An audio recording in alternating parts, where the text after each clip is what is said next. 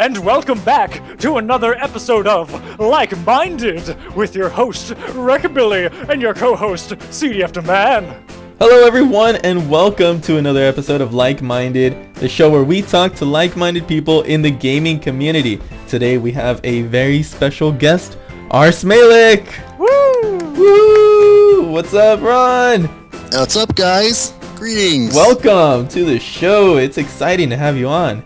Oh, I see you got your Minecon cape. I didn't notice that. Is that the first Minecon cape? It is. It's 2011. Wow. So you went to the first Minecon. That's crazy. Yeah, it was a blast. That was the one, where was it, in Vegas or something? Yep. Vegas, Phoenician. Met a lot of awesome Minecrafters there.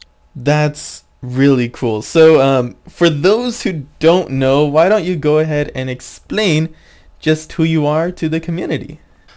Alright, well, I've been playing Minecraft since about 2010, and I really got into the community in 2011 when I decided to make custom maps. So I spent most of 2011 making about 20 custom maps for the community, and had been lucky enough to meet some really great Minecraft mappers, and we did the custom map panel at Minecon, and then really just have been supporting the community ever since, playing and reviewing a lot of maps and trying to kind of, feature them on YouTube and add my own sort of unique twist to what we all do for fun. Cool. Now, if you guys don't remember, we actually mentioned Ron, I think it was in the episode with qmagnet, right? Yes. We mentioned him as the backbone of the map making community. For those who don't know, how many maps have you actually reviewed? As of the recording of this, it's, I think, 677. Whew. And I'd like to point out that it's not a, oh, that was a good map. It's like a detailed step-by-step what happened. You have a whole rating system. It is very analytical and very impressive. What do you look for in your system? Well, in the system, there's sort of 5 main categories. There's the visual detail and consistency. There are the mechanics of the map. So is it just a sort of a one-trick pony where you're doing one activity, parkour, over and over, or do you mix it up? Do you have special effects? There's the progression, there's the difficulty, and then there's the overall experience. So if it's a adventure map, does it have a story with the beginning and an end and character motivation? Mm-hmm. If it's a CTM map, does it capture that CTM feel? If it's a puzzle map or something like that, does it capture what people want to play in a puzzle map? So it's a bit flexible. What I've tried to do is sort of rate maps based on their type. So I rate like a creation map differently than I would rate an adventure, differently than I would rate a puzzle map, because they're all really for different audiences. So you go into detail no matter what. If a map is extremely hard, do you push yourself all the way just to complete it, or do you ever find yourself quitting at times? Are you saying, am I a cheater? Is that what he's asking me? No, so my goal, in order to review a map, I feel like I have to see it to the end. So if I get to a point where I just get stuck or it's just not for me, in some cases I will say, okay, I failed the map, but I want to see what else is in there, and so I may go in creative mode or fly through to the end and read the rest of the story, etc., because I want to see how the map is made and what the map maker was thinking. I don't want to give it a bad review just because it's not for me. Okay, I understand. And then sometimes, if the map is so difficult, it takes 2 playthroughs and an MC8 filter. Yeah. Are you talking about the map you guys played? Yeah, so the thing is, if a map has what I kind of call heart, if I feel like the map has something unique and the map maker is really trying to show me something cool, I may, as CDF is implying, go in and try to fix or figure out what their redstone is doing so I can actually then replay it legitimately. And that's not always easy to do, and sometimes I just play it, but sometimes I do poke behind the scenes. Cool. I do have a question that I've been planning on asking you actually when it comes to your maps. Is there any particular one that you would suggest, maybe one recently or one in the past, that you would suggest everyone should play just because of either you really enjoyed it or you found the mechanics to be really good? I don't know that there is a map for everyone. However, for a very, very long time, people have asked me, I rate on a 20-point rating scale, and a 20 out of 20, it doesn't mean it's a perfect map, but it means it hit all the things I'm looking for. And people have said, like, what is the perfect map? Like, is there a map that's your favorite? And I've always said, no, there's really not. Like, every map I can think of has something that I would change until the release of Suburbia, which I feel a little bit biased because I had a pretty big hand in creating it, but I really love that map. And if you at all like sim maps, this one is like sim plus plus. And Suburbia is by Jigarbov with help from myself and a couple other people, and it's a city simulator game, city management game. That's the one that I would have to recommend. Very cool. I'll actually link that in the description if anybody wants to check out that map, because I've seen a few videos on it. It does seem really cool and very extensive. I've actually played it, and as someone who basically grew up in video games with those simulation type games, so Roller Coaster Tycoon, Sim City, The Sims, those were like my types of game. It was an amazing representation of SimCity in Minecraft. Yeah, it was cool. And I mean, to be fair, what interested me and kind of introduced me to CDF was some of his sim type maps that he put out quite a while ago. I was a little bit late in trying them, but I really enjoyed those as well. Well, what he's referring to is Inkcraft, which was like my map that I was just fooling around with. It was based off of Stickman RPG, which was this flash game that was really popular, where you get a job. The whole point is you have money, you have intelligence, and you have a job, and you want to increase those things, but the main limiter is you only have a certain amount of time in the day. So I kind of recreated all of those mechanics in Minecraft. I won't say that it was a fun map or that it was worth the amount of time that you could sink into it. But or good? It sounded like you were heading there. But it was interesting to do. Yeah, I mean, like, I have always wanted to play maps that have attributes that you have, I'm like a role-playing game guy from way back, so attributes that you have to increase, decrease, min-max, and managing stats while also playing and getting a story is, you don't see very many maps that can pull it off, so. Okay, so Ron, you have just recently uploaded Payday 2 to your channel. You were playing with some of your friends. An amazing looking map, very large, very well done, very detailed. Do you feel that the idea of using another game or like a licensed IP, does that make for a good map? And is it fair when someone releases, say, a Payday 2 to other people? Because I feel like once that happens, it's kind of like, oh, you made another Payday 2 map? Or you made another Five Nights at Freddy's map? I literally today just had an email conversation with someone who sends me maps that they are like, here, I think you'd like this, try this. And they sent me a Five Nights at Freddy map. They're like trying to find a map that would scare me. And I'm like, I have avoided those maps as much as possible because there's like a million of them being released a day. If there are lots and lots and lots of people doing the same thing, I don't care for it. I don't mind one-off maps that, emulate a game. I just also played Alien Crafter's Isolation, and I loved that map because of all the cool mechanics. I never played Payday 2, so maybe I'm unbiased against it as well. But if the map is good, I mean, that map, they put a lot of work into the resource pack, and, scripting some of the stuff that happens is actually pretty amazing. So I don't mind it, but I don't want to see that particular map team. So they've already put out 3 maps that are all replicas of other games. I'd like to see something unique from them. Some of the maps that I've made are like based on themes like Wonderland or Lego Mars Mission or, the Grinch story. So not unique, but I didn't copy a game, but it is kind of one of the more popular things to do is to actually just replicate what you enjoy. So I don't really think that there's anything majorly wrong with it. It's just if you overdo it, then it can get a bit much. Okay, so I actually just played Crafter's Isolation at your suggestion. It was a very good map, guys. You guys should definitely go check it out. Definitely kind of scary. The coolest thing that I saw from them was the ability to crawl under tables. I love that mechanic. Wait, Yeah, what?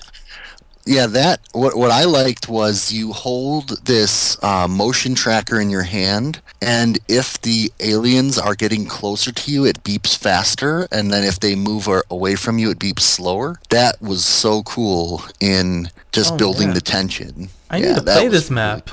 Really cool. It was an amazingly technical map, but it also had a good story to it. And it wasn't long. I think that's one thing that the more I play, the shorter I want maps to be. So you'd rather have a shorter map that is highly detailed and technical and like has those cool set pieces and all the fanciness to it than a longer map that might be skimping on some of those other things. Yeah, and I think part of it is, so when I only have a few hours a weekend to play, I don't want a map that's going to take me several weeks to get through, and I can only play it once a week. That kind of, you lose the momentum. But there are plenty of people that like those long epic maps, so it's just not for me. And if I'm going to put it on YouTube, to be honest, the first episode will get good interest, and then it trickles off pretty quickly after that for any series. So shorter is better. An hour, somewhere around an hour is about what I prefer. Okay, so we were talking about that build team that did Payday 1, 2, and now Crafter's Isolation. They said in Crafter's Isolation that they're making a Payday 3 Christmas edition. The idea of taking a map that you have been successful with, because they've definitely been successful, they have 100,000 downloads plus. Do you think that people should try to go with new content, or should they release sequels to stuff that, has been successful and they want to keep riding on that wave of success? I prefer something unique. I was really happy that the Alien Isolation was a total different genre from the Theft. I will say, specific to the map you're talking about, the Payday 3 Christmas map, there are not a lot of high-quality Christmas maps out there, so I'm really looking forward to a good one this year, and I'm hoping that this will be it. That's another good question, actually. What's your favorite themed map as far as holidays go? Well, specific only to holidays? Or? Yeah, to holidays, because I've seen a lot, like, I don't necessarily mean like, okay, Halloween is all about just Halloween stuff. I mean, like, Halloween is horror and stuff like that. Christmas is more joyful and more adventurous, I suppose. I think, and this, maybe again I'm going to cheat when I say this, but I think a Valentine's Day map, and the reason I say that, even though I haven't played one, is if you can actually get a player invested enough in their character that they recognize a love or a crush in the characters, I think would be fantastic. So the closest map that comes to it, that I'm aware of, is City of Love. Which is a dating sim, also by Jigarbov and myself and some friends.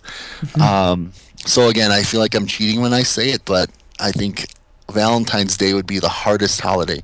That said, I think my favorite holiday is Halloween, and if someone ever made a really cool trick-or-treating based map that's not all about jump scares, but about like candy management and bullying and costume contests and like my childhood Halloween, that would be my favorite.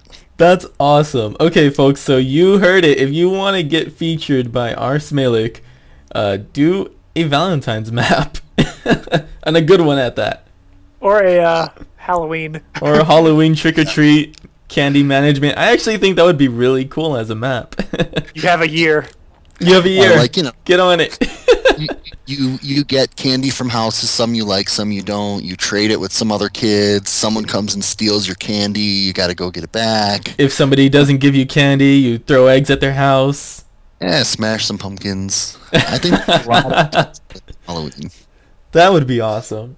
All right, so you've been mentioning here and there that you're not just a reviewer of maps. You actually work on maps yourselves. So, do you have like a little team that you work with, or do you work on your own sometimes?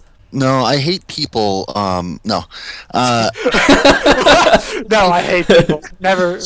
Oh God. Generally work on them by myself. However, I've done 2 community projects where I basically said, okay, anyone from the community can submit sort of a mini map in this template, and then I've compiled them. One was a dropper map called the Library. Right, I've heard of that. Entries. Yep. And one was the Toy Box, which was a choose your own adventure sort of compilation. And then I've been friends with a lot of map makers, and I really like I said, I like to support them, but I like to reach out, and sometimes that results in somebody making a map and they want people to help, and I kind of informally help build some stuff or help design some stuff or help test some stuff. Yeah, I enjoy doing it, but I don't have a formal build team, if you will. All right. I know you've actually done a recent map. What's your most recent map called? I forget. It's Color of Infinity. Color of Infinity. That one was done in complete survival? Yep. About 150 hours, no MC edit, no mods whatsoever, no. Wow. No, thank you. Yeah. Hey, so in 2011, I used to do these build contests and challenges, and I challenged people. I said, here's a seed, make a map in all vanilla mode, and 2 guys actually went all the way. One was Felonious Wizard, I think you're familiar with him, CDF. One was Utanon, who was a really good visual builder, and then I played him and judged it, and it was a lot of fun. And this year I was trying to figure out if I could do a survival series on my YouTube channel, and what would be, a good hook, what would be a nice twist to it. And I'm like, all right, well, why don't I make an adventure map in survival? And about 150 hours of surviving later, I came out with a map with I feel a pretty unique concept and theme, and some jokes and some decent looking builds, and I'm really proud of it. But it has re-energized my interest in Minecraft as opposed to my interest in people's creations. Like, I actually look forward to playing in survival right now. That's and I haven't awesome.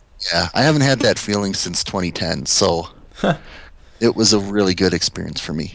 Yeah, I actually do survival. I do a survival series. Not too popular or anything. I don't do anything too unique, but there is something that I do like to do, and that's build mini games. I'm more of a mini game type of person than an adventure map. I love playing adventure maps, but I love making mini games. So in my survival world, that's one of my goals, is to just build a bunch of mini games and hopefully put it up for download so that people can play it themselves, hop on the world, and have fun. Cool.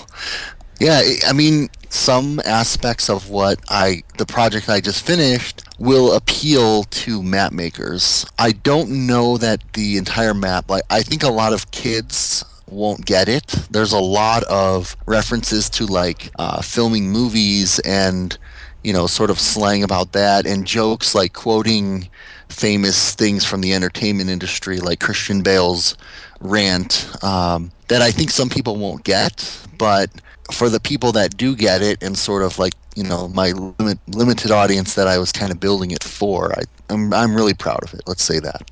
Yeah, and as long as it keeps you interested in playing Minecraft, then that's awesome. I know CDF doesn't really play survival. He's kind of a weirdo over there.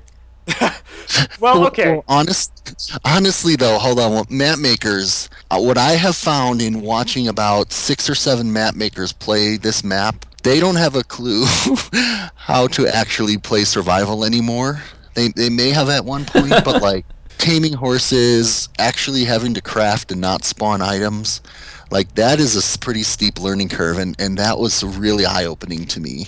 Okay, so I can still handle survival well because I'll occasionally do it. But Ron, you went into survival and you built a map and you really enjoyed that, right? Yes. Personally, I just don't have that survival satisfaction. I've done it, and I've done it so much that at this point, I feel like it's the same thing. It's repetitive. You know, you go kill the dragon, you try to make nice builds with the limited resources you have, and the sheer amount of stuff you can do with command blocks is just so enticing for me that, you know, I want to build these big maps or these huge stories with custom resource packs and all that. And survival, you just can't do that. No, I mean, but like, as someone who has been doing it so long, like, you know, you kind of get burned out on using all the tools and fancy stuff and trying to come up with the next amazing thing. Like, it was a really cool challenge to tell a story and have multiple places where you have to make a choice, and then your epilogues change based on what choices you made in survival, or doing putting a trap in, if you will, where the player gets distracted by one thing and then falls into your pit trap because they didn't see it coming. Like, there's some fun stuff you can do.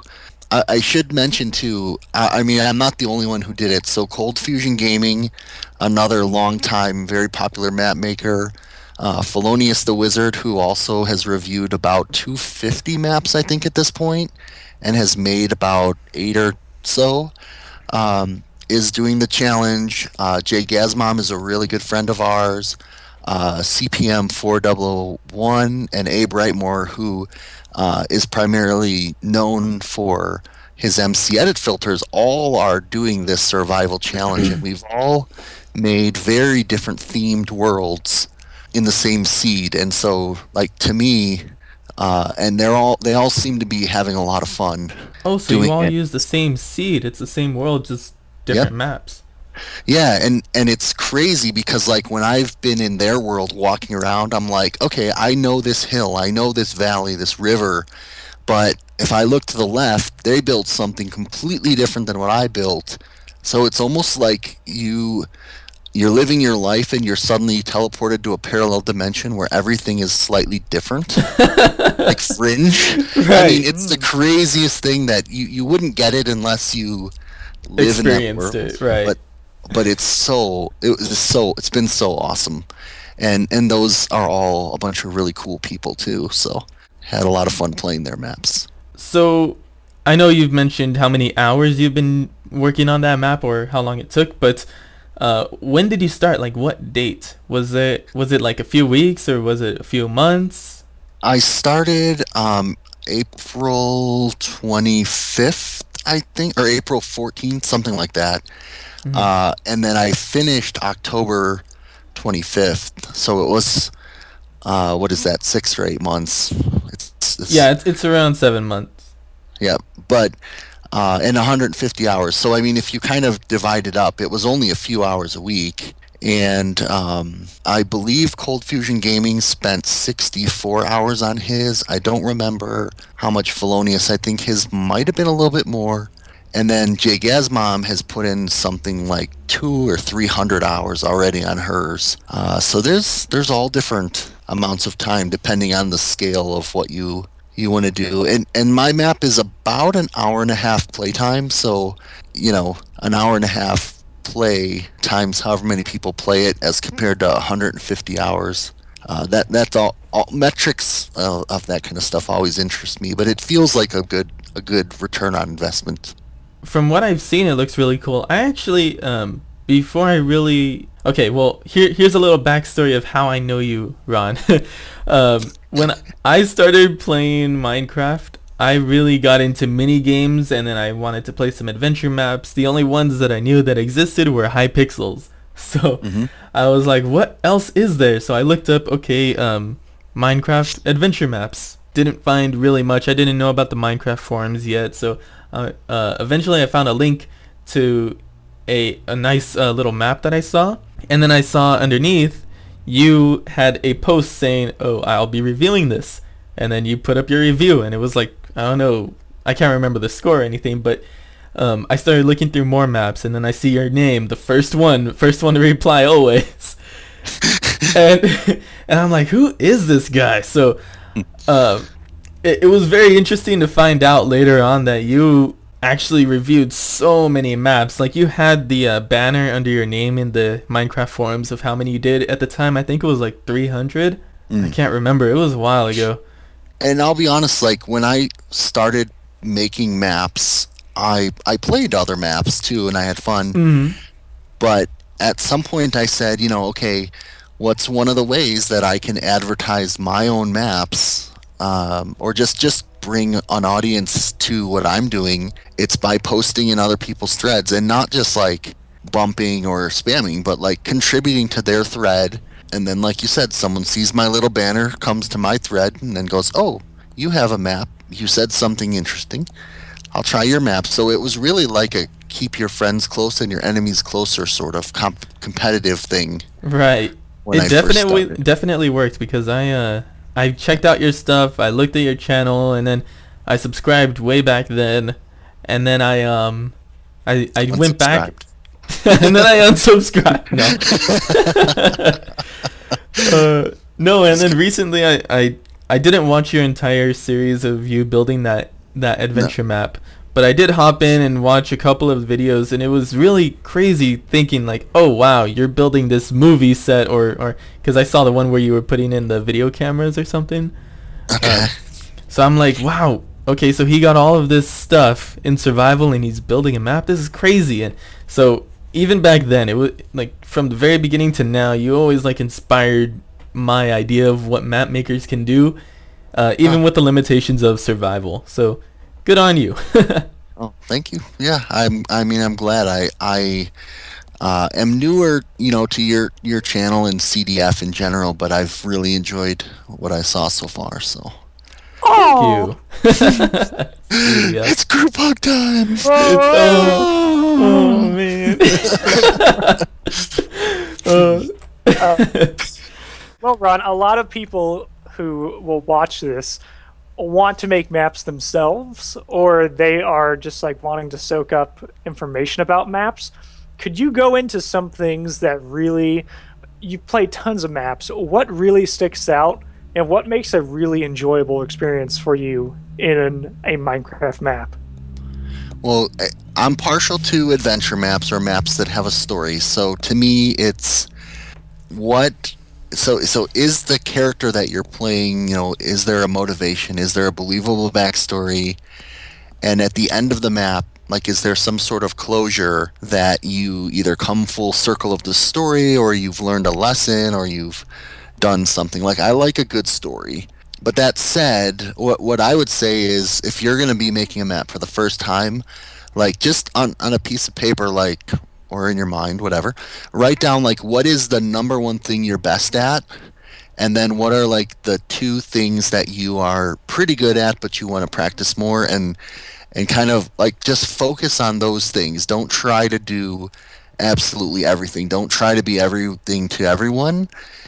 And just, like, accomplish what you can, and then put it out there, and then make another map, and now you know, keep doing the thing you're good at, but now add something to the list, and then add something, and just kind of keep growing it over time. You don't have to be the best the first time out of the gate, is what I would say. Pretty good. I feel like there's a big divide in terms of the people who, they make the small experience, regardless of quality, they get it done, they release it, and people will play it. And then there are the people who spend like 200 hours on a map, right? And they try to make the highest quality map that they possibly can. Do you feel like both of those groups have value? Do you feel like, in terms of downloads and awareness, who should get the attention?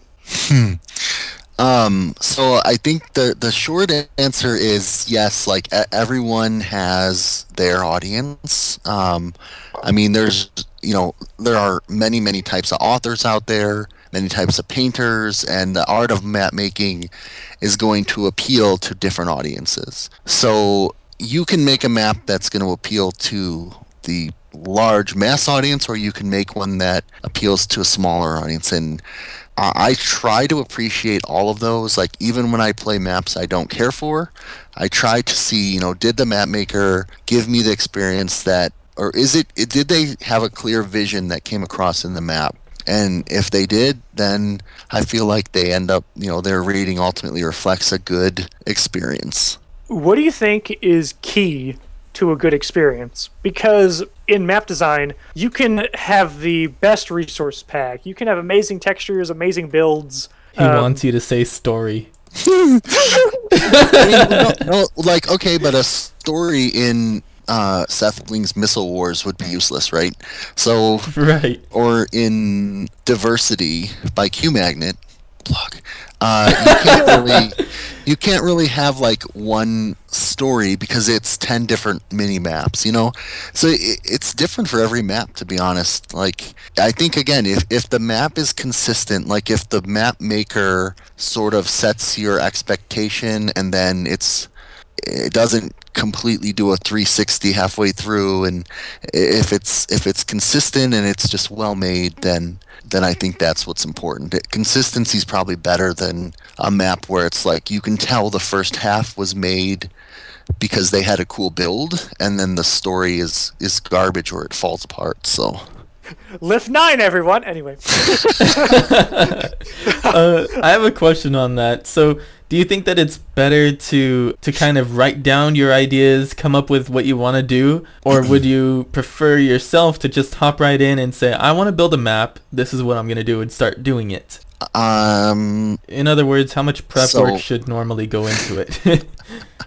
Okay, so the people that know me the most know that I keep like really extensive spreadsheets and notes, and I do like a story outline and multiple passes when I make maps. That's not for everybody. Some people can just keep the whole thing in their head and let it sort of gel and let it congeal, and as they build it, they have a really solid vision. When I did this Color of Infinity map, I purposely did not have a plan.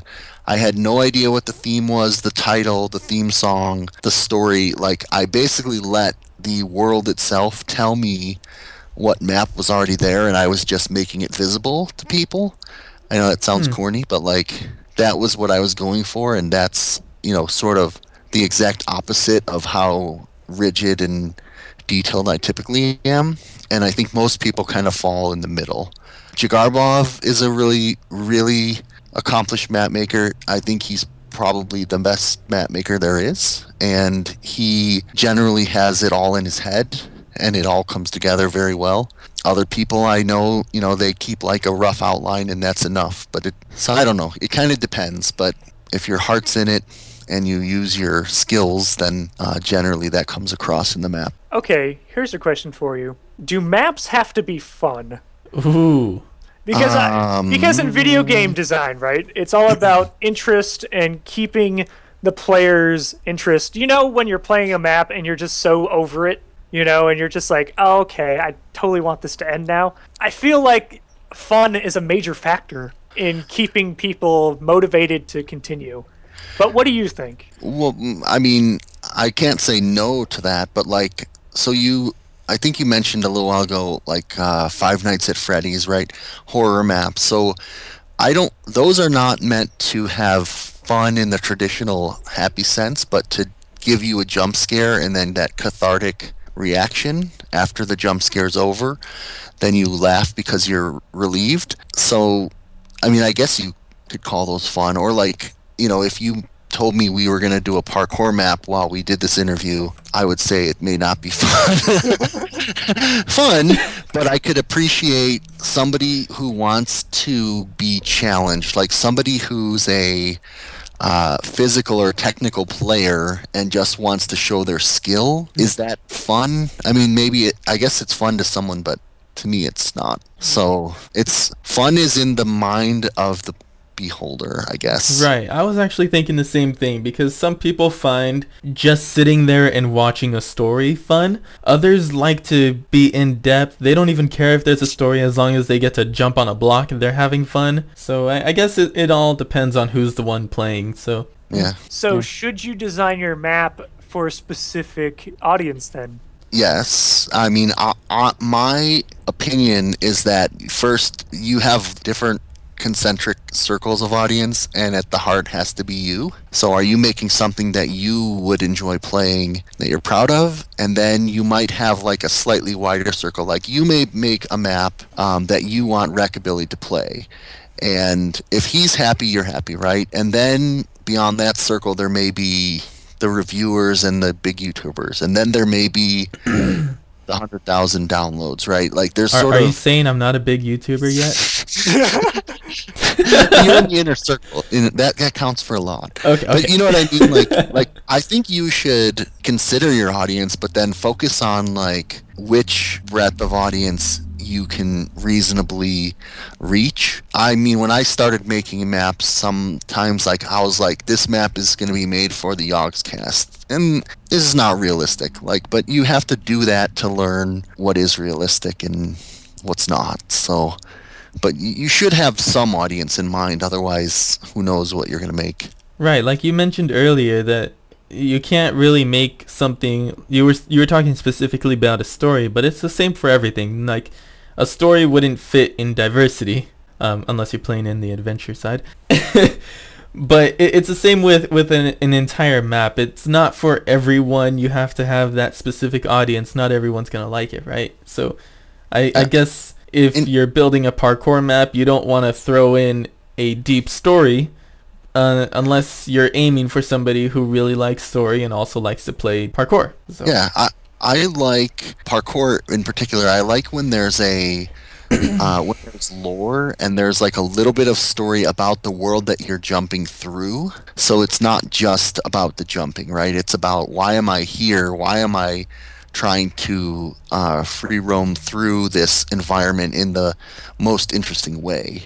So like the map or yourself becomes the story. When I first started reviewing CTMs, for example, I was like, these are just terrible. These are just purely the map maker trying to kill the player in a bunch of different ways. And I realized that they that those type of maps have a huge audience. So when I was in Minecon in the map makers panel, it was amazing that people would come up to us and be like, do you know Vex? And we're like, what the heck, man? We're here to talk about adventure maps. We don't like those CTMs, but we didn't understand them. And then after forcing myself to play a bunch of them, I began to see like what are the elements that make a CTM and what do people actually like about them. And then I took them and I added my own story on top of it during my LP, but I could appreciate the map itself. So okay, so I've got a couple of questions. I know we're running quite long. So I'm of the impression that almost any map can have a story, regardless of the type of map. Sure. So you can apply storytelling to anything. Yes, I agree. Agreed. Was that your question? Yeah, I wanted to see what you thought about that. Well, I think it's all of how much do you want to limit your audience. So, for instance, if you want to build a parkour map, then you just build straight parkour. But if you want to build a map that people who like parkour and story, then it's going to reduce your audience just slightly. So it all depends on how much focus you want to put into your audience. Shouldn't that expand your audience? I was depends. thinking the same thing, but I think Recabilly's right. So parkour is a physical type of map. Stories are more of a mental type of map. If you said a puzzle map with the story, that's a lot more digestible than a parkour map with story, because puzzles are probably mental. You know what I mean? So I think, yes, everything could have a story, but also you can go too far. And so it has to be a good story. If you put a bad story, like a crummy story, that will completely ruin a map. Mm-hmm. That can completely it can have a worse effect than no story, in my opinion. Okay, that's true. So if somebody doesn't like the story, even if you think that it's good, if somebody particularly thinks the story is really lame, it might ruin the experience of the entire map for them. Yeah, or if they don't get it. Like if I made a Wonderland map and I was like, this is gonna be amazing. Everyone loves Alice in Wonderland. Like the first 4 or 5 LPs, they're like, I've never watched or read Alice in Wonderland, but I'm gonna try this map, and I'm like, oh my god. That's awesome. Yeah. What I'm doing. So yeah, lesson learned. Do you feel like there is a good balance between the story that the map maker provides and the story that the player creates? You know, should there be some space for the player or the YouTuber to like expand out on their own, or should the whole thing be hand-fed to the player? I think that Minecraft is played from a first-person perspective, and it is much easier to get a connection when you are leaving it up to the player to be the character and bring themselves and play as themselves. If you're forcing them to play a character, like one of the things where people trip up is when you're given a choice and you're like, well, I wouldn't choose either of those things. I would do this other thing, and then you lose them as the character. So I personally have grown more and more towards liking the sort of you give the player a nudge, but you let them bring the character. And like you think about YouTube is about you, the person, not about the map. It's about how you play the map. So, I think I'm in that looser corner where map making becomes more of an art than a science. But I know a lot of people that are like, I have this epic tale and I just want you to hear it, and I don't really care if you add to it. I just want you to see it. So, it depends. Like I think everything else in the world of art is, it all depends. Really quick. Because we're getting close to the end, we always pay the our guests. What do you want your payment to be? That's interesting. I didn't come prepared to. I don't know if anybody comes prepared for that one. Only qmagnet, because he loves quartz apparently. Yeah. Well. You know what? How about an empty map? Yes. Which represents, the... Oh, I picked it up.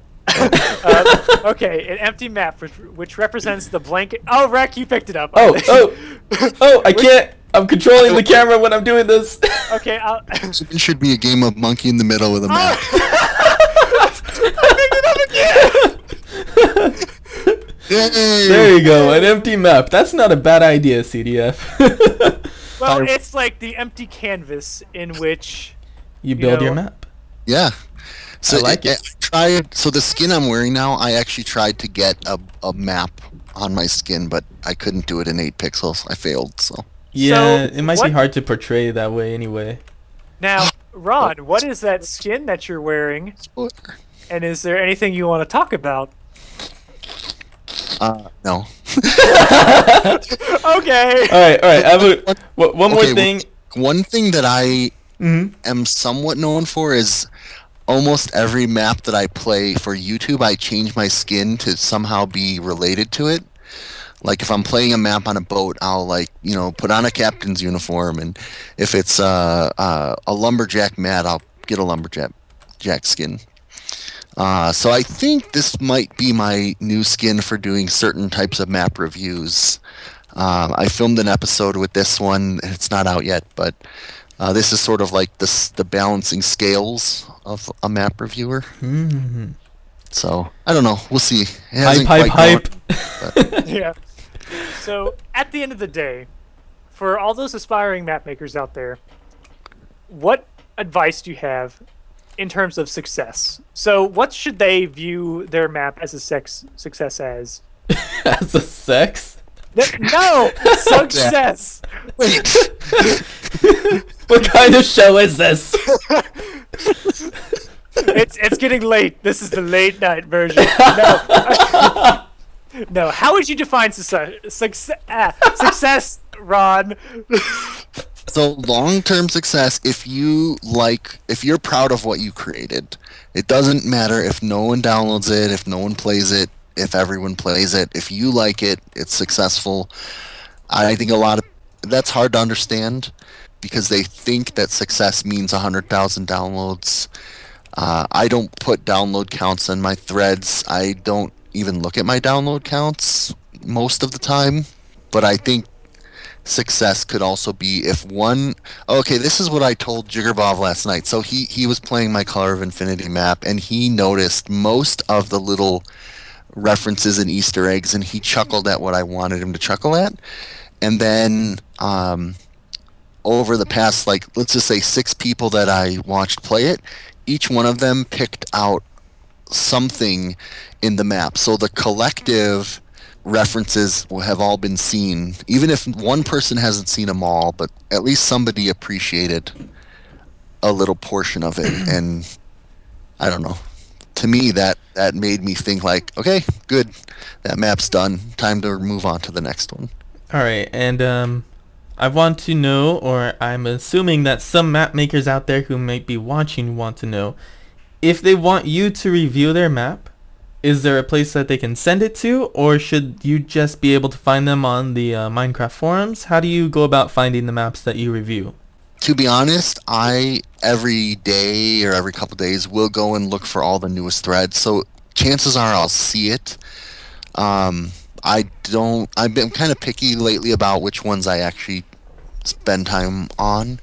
But if you want to post in my forum thread, there are some people that kind of watch it and they just watch for some links. So even if I don't get to it in a timely manner, there's a better chance people will see your link. If it has a good trailer, that helps. Screenshots are pretty much a must, and if you can tell me what's unique about it, I'm more likely to play it and review it. I can't review them all, but if there's something unique and it's not just another map, Five Nights at Freddy's, then more likely to see it. All right, good to know. So we'll definitely link that in our description so that people can go check that out, see all the maps and all the things that you've done on your forum or on your thread. And yeah, I think that's basically it for today, folks. All right. Sorry I was long-winded, but I really enjoyed talking to you guys. It was definitely worth it. We're really happy to have you on. Thanks for joining us. It's really a treat to have somebody so unique, someone who's helped so many people out in this community to join us. So it's really nice. Thank you. Yes, guys, please go check out Ron's channel. He plays maps, he reviews maps. Look at his thread. He's got great content on his channel. Please, YouTube, RSmalec. Also, if you liked what you saw today, please give us a subscribe and like, and, you know, we'll have more like-minded in the future. And should they let you know, like, if there's someone in particular they'd love to see on the show? Right. So if you want to see anybody in particular, any of your favorite YouTubers, feel free to let us know or tweet at us. You can just tweet me at Recabilly or something, and then we'll try our best to get them on the show. Of course, there's no promises, but yeah, just let us know who you want to see, and we'll try to get them on. All right. Cool. Thanks for watching, everyone. This has been another episode of Like Minded. We'll see you in the next one. See you guys. CDF is out. Bye. Bye. So, RSmalec, where'd you get your name from? That's